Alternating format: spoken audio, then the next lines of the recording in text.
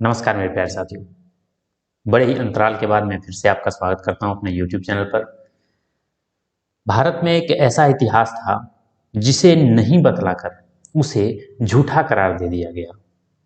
इसका मतलब ये है कि यदि किसी बात को आप बहुत दिन तक लोगों के सामने नहीं रखते हैं तो धीरे धीरे वो एक झूठ में तब्दील हो जाती है। हालांकि उस महान शासक के नाम के बिना भारत का इतिहास अधूरा है, क्योंकि उनका नाम हम में से लगभग सभी ने सुना था, पर उनकी पूरी कहानी हमें बतलाई नहीं गई। हम सबने सुना है कि भारत पर अरबों का पहला आक्रमण दाहिर के शासनकाल में हुआ था। महाराजा दाहिर सिंध के शासक थे और मोहम्मद बिन कासिम ने 8वीं सदी में पहली बार महाराजा दाहिर के क्षेत्र पर ही आक्रमण किया था। इसके अलावे और कोई भी इतिहास में बतलाया नहीं गया। हालांकि कहीं कहीं पे इसकी व्याख्या जरूर की गई थी कि मोहम्मद बिन कासिम ने महाराजा दाहिर को मार दिया था, पर इसके पीछे की पूरी कहानी मैं आज आपके सामने रखता हूं। यदि वीडियो पसंद आए तो लाइक करें और चैनल को सब्सक्राइब करें।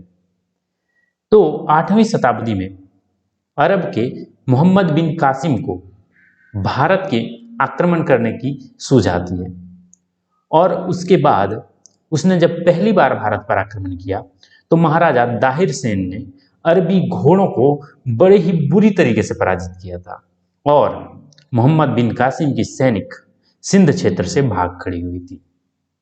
पहली बार मुंह की खाने के बाद अरब शासक दूसरी बार हमले करने के पहले कई दिनों तक सोचते रहे, कई सालों तक सोचते रहे, और फिर जब दूसरा अटैक हुआ तो एक बार फिर से अरबी घोड़ों को, अरबी सैनिकों को भारत से भागना पड़ा। दो बार मुंह की खाने के बाद तीसरे हमले के पहले मोहम्मद बिन कासिम अब की कुछ तरकीब लगा रहा था।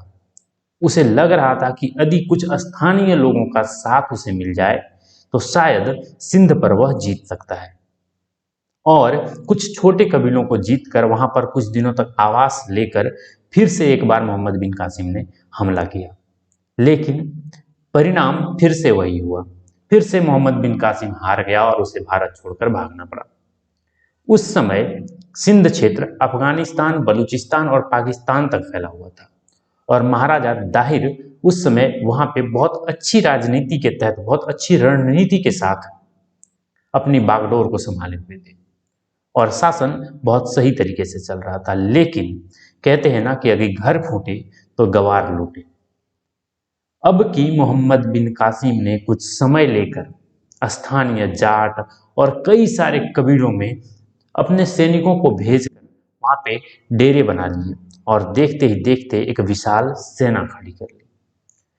जब ये चौथा युद्ध यानी ये निर्णायक युद्ध होने वाला था, जिसकी चर्चा हमारे इतिहास में करी गई है, उससे पहले महाराजा दाहिर सेन को उनके सेनापतियों ने समझाया था कि आप स्वतः युद्ध क्षेत्र में न जाएं। लेकिन महाराजा दाहिर सेन के वो आखिरी वाक्य, जिन्हें वो चाहते थे कि इतिहास याद रखे, इतिहास में कहीं दर्ज नहीं किया गया। कहते हैं कि अपने आखिरी युद्ध में जाने से पहले महाराजा दाहिर ने कहा था कि यदि मैं इस युद्ध में जीत जाता हूं तो भारत बड़े गौरव के साथ मेरे विजय को हमेशा याद रखेगा कि किस तरह अरबों ने अपने घुटने सिंध के राजा दाहिर के सामने रख दिए थे, टेक दिए थे। और यदि मैं एक वीर गति को प्राप्त होता हूं तो निसंकोच भारत के इतिहास में, भारत के इतिहास के पन्नों में मुझे एक सम्मान का दर्जा मिलेगा, मुझे एक सम्मानित जगह मिलेगा। इस युद्ध में महाराजा दाहिर को वीरगति ही प्राप्त होती है और बड़ी क्रूरता के साथ उनके सर को काटकर अपने एक मित्र को मोहम्मद बिन कासिम ने उपहार स्वरूप भेंट किया था। और उसके बाद फिर सिंध में अरबों की जड़ें पनपने लगी और अरब क्षेत्र के जो शासक थे वो सिंध पर हमले कर उसे धीरे धीरे विजित क्षेत्रों में तब्दील करने लगे। भारत का ये अनसुना इतिहास यदि आपको पसंद आया हो तो लाइक करें और चैनल को सब्सक्राइब करें। हम फिर मिलेंगे एक ऐसी ही कहानी के साथ। तब तक के लिए जय हिंद।